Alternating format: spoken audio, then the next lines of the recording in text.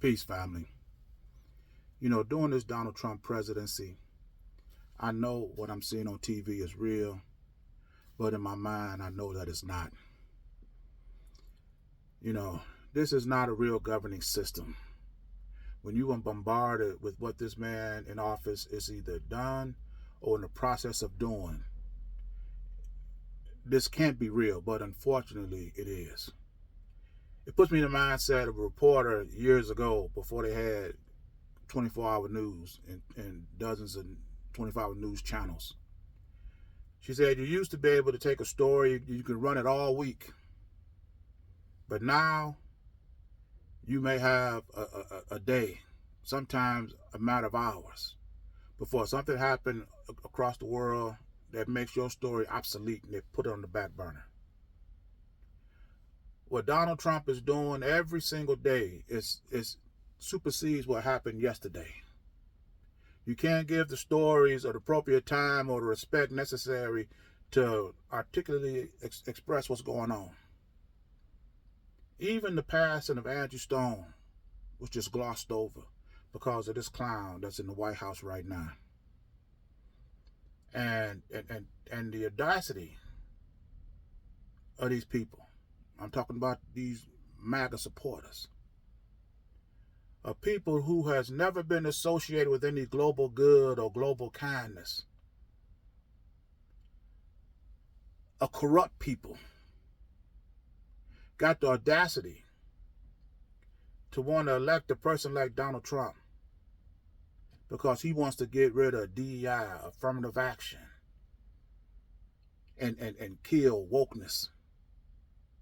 And now Donald Trump saying he wants the United States to be a country based on merit.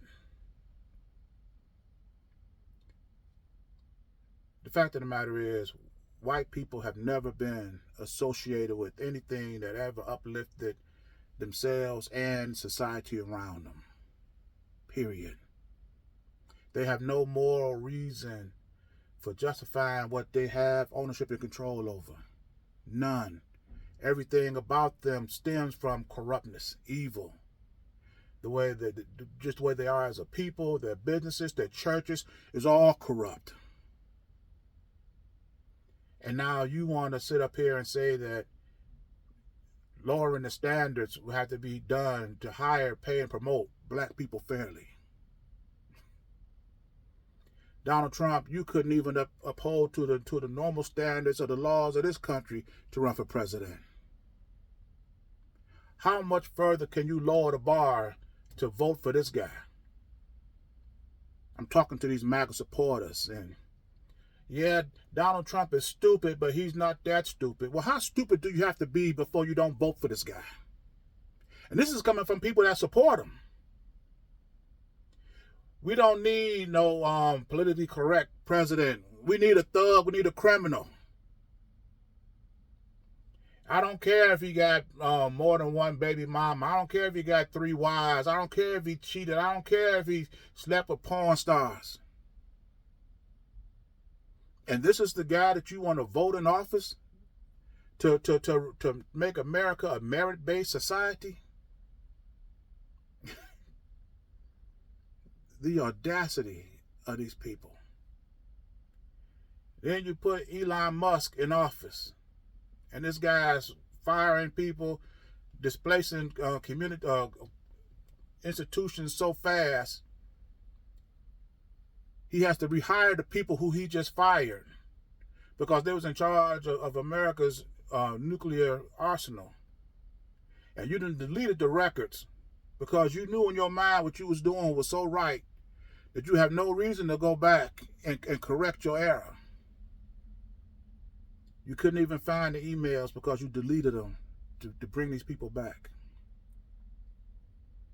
And then in his haste to sit up here and justify his actions, he sat right there in the Oval Office next to Donald Trump saying that, mistakes are going to be made.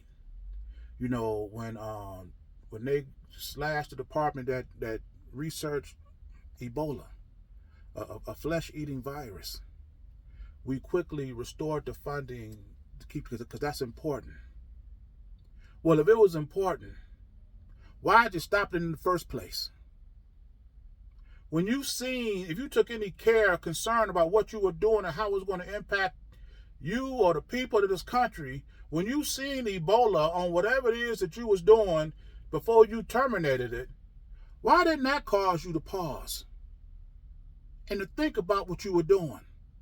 It's because these people have no concern, no compassion whatsoever. And these are the people that you want to put in office. You want to vote a thug, a president that's for this moment. But you don't want to elect the president for all moments. Just this particular one. So if that's the case, and Donald Trump knows it, what would be his motivation to make this moment a point in time where he's irrelevant? What would make him want to come into President of the United States and stop all the fires that would make his presidency no longer necessary? Why would he do that? You know, and it's sad because we've been stuck up under this governing system so long that we actually think that this is a true governing system when actuality is not. And the only reason why this governing system is in existence today is because we do not have a viable option, a viable alternative. If you had a choice to live up under this system or an alternative, without even knowing what the alternative is, I would choose that. Because this right here is just definitely not it. Melanated people, we can create that alternative. If we just come together and build our own independent means to sustain our own existence, we can control the temperature not only in our houses, but in our communities as well. We can have a network of businesses, industries, and institutions around our essential needs so that when the world is cold and frigid, it can be warm and toasty in our community. We should be able to control the temperature, and we can do that through ownership and control. To sit up here now and vote these people back in office and to continue to support them, Democrat or Republican, is foolishness. It don't take you 250 years to correct the problem if you addressed it properly the first time. It don't take 250 years. You know, like I say, given a choice between this country and an alternative, and you see the direction and the decline in this country, how fast it's going down, I wouldn't even care what the alternative was. Just give me that, because this right here definitely ain't it. But unfortunately, until we create an alternative, that's all we got.